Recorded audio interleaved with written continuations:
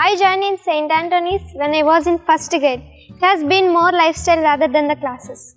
In those classes, I have this bonding happening with the subject which not happened to me anywhere else. Which is one thing I found very unique about Antony's, and supposing to other institutions to become Antony's, it's learning come, discussing come, bonding happening with the subject here. I would say that it has done good job with the conceptual teaching and experimental teaching. Most of the other institutions are more goal oriented, so they teach us normally. But conceptual learning is more important to get you into IIT. Whereas in Antony's, there is a conceptual teaching that you carry for your rest of your life. I found lot of Antony's tricks that helped me in my semesters.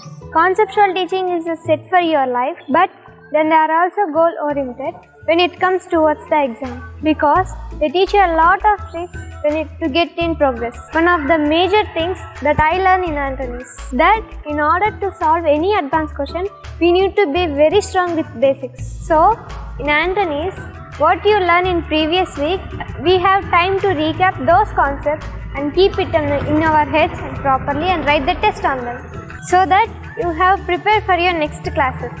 I don't think a word is enough to describe Antony's. It's my life for the last 9 years.